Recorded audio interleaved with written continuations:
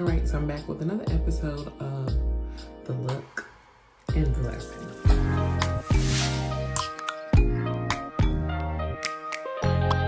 Open up, shut it down like a Macintosh. Open up, open.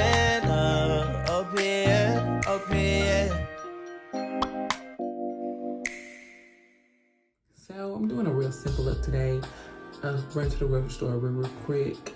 Nothing too crazy. Not trying to have a deep face. Disclaimer, I'm not a makeup artist. Don't claim to be. This is just simple things that I do. So you just get ready with me as I run to the store. Okay, so first of all, we're gonna do these lashes. So let's pop these lashes on real quick.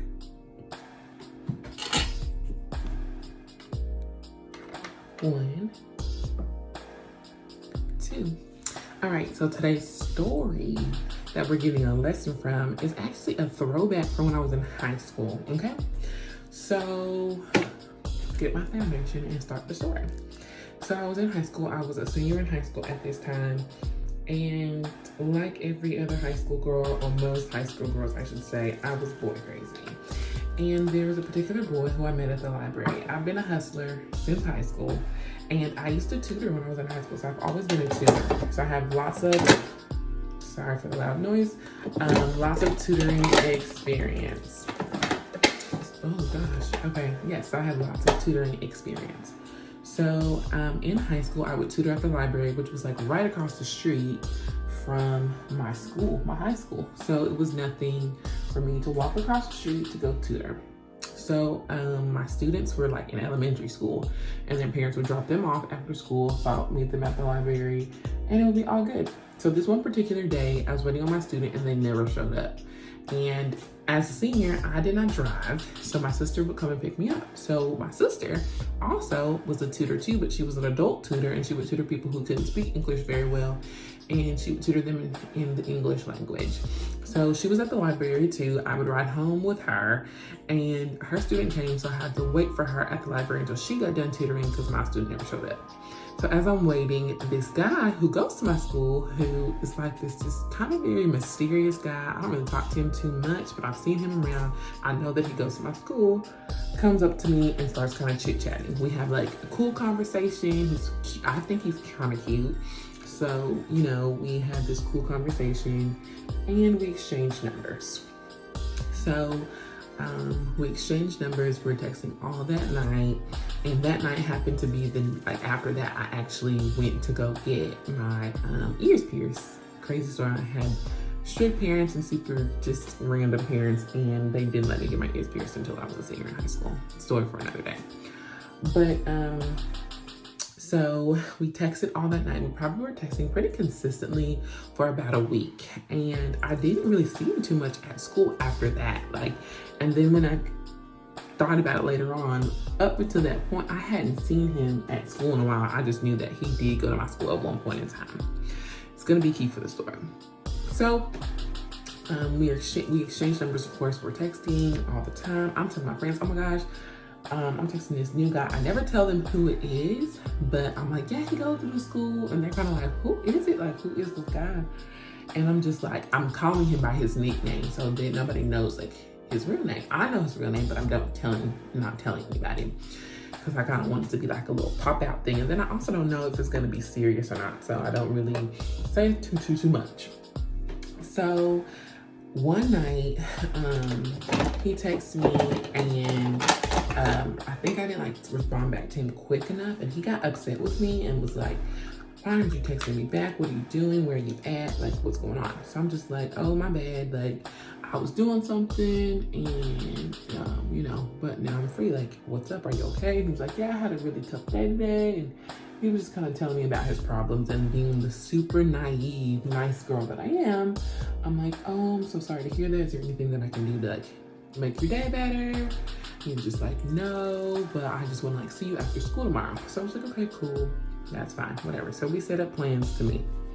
But knowing in my head, like there was no way that I would be able to see him after school, because if I wasn't tutoring, I was supposed to be home and people were gonna know that I was not at home when I was supposed to be at home. So there's no way that I'm gonna be able to see him after school. But of course I told him, yeah, like I'm gonna see you after school, whatever. But in my brain, I'm like, yeah, I'm just gonna tell him, oh my gosh, something came up, I can't see you. So he knew that I took the bus home if I wasn't getting a ride with my sister. So he like knew where my bus stop was and all that good stuff. So finally that next day, I told my friends like who he was. And one of my really close friends was like, girl, you need to stop talking to him right now. And I'm like, why? Like, wow, he sounds like a really good, he's pretty nice. Like, I like him. And I'm like, sure, he's gonna ask me to be his girlfriend soon. So I like him. She was like, girl, he is straight, like a very aggressive person. Like he has forced people into having sex with him, and he's just kind of dangerous, so you should really stop talking to him. So when she told me that, that really scared me, and I was kind of like scared for the rest of the day. But I had definitely made up in my mind, again, as a 17-year-old girl, I had made up in my mind like, okay, yeah, no, I don't want to get into a situation where he would like force me to have sex with him or anything like that. So I'm gonna stop talking to him. So that day after school, again, we were supposed to meet.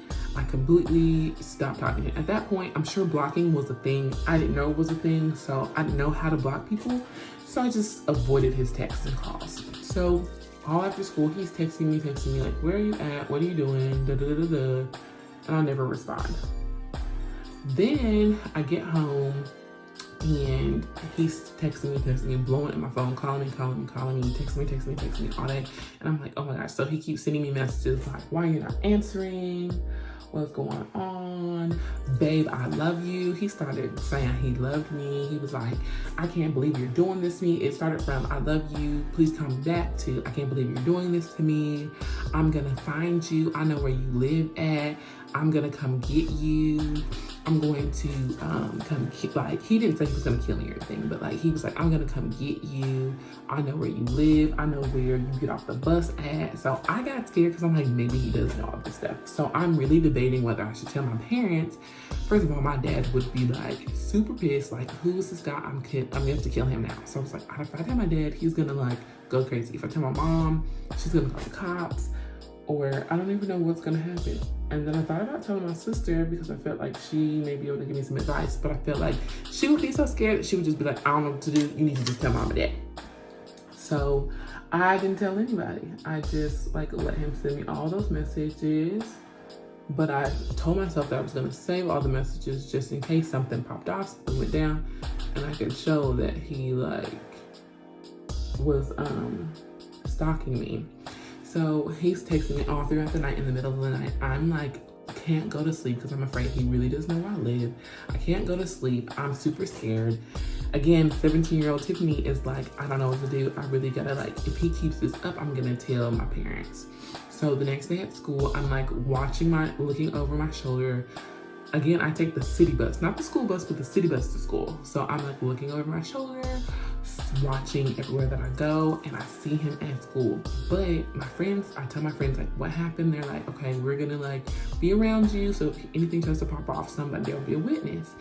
And they're just like, don't go anywhere by yourself. So I'm like, okay, cool.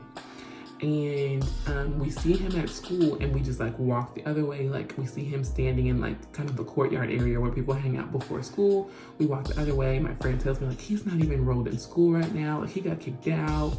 He just be up here. And I'm like, oh my gosh, like, oh my gosh. And so I found out that he had did this to a lot of other girls. And, you know, like, as long as he doesn't like really know where you live, you would be okay. And I was like, I don't think he really knows. But again, like, I take the city bus. Anybody could see me get off the bus and see what bus stop I go to or get off at and follow me. My house wasn't too far from the actual bus stop that I would get off at. So I was a little nervous about that, but I started getting rides with my friends. My friends drove, so I started getting rides home from them, or I just had my sister come pick me up. So that was my experience, but eventually it stopped. I never did tell anybody until like I was an adult, besides my friends. And my parents still probably don't know. So if my parents watch this, hey mom and dad, yeah, that happened, and don't be mad. But that was a thing. My sisters don't even know. Like my sisters and my parents were super overprotective, so they don't even know that this happened. But it happened, and as a teenager, that could be super scary. So here's the look. Cute little bun for a quick run to the store. And here's the lesson. Lesson number 1, don't let anybody manipulate you. Don't let anybody manipulate you into thinking that you have to be with them, or that you have to do what they say, or that their word is bond in your life. They ain't God. Remember, we have the right to say no. That's lesson number 2. Let your no's be your no's and your yeses be your yeses. Also, don't try to do it alone. Tell somebody what's going on. Have accountability. Have somebody be able to know what you're experiencing.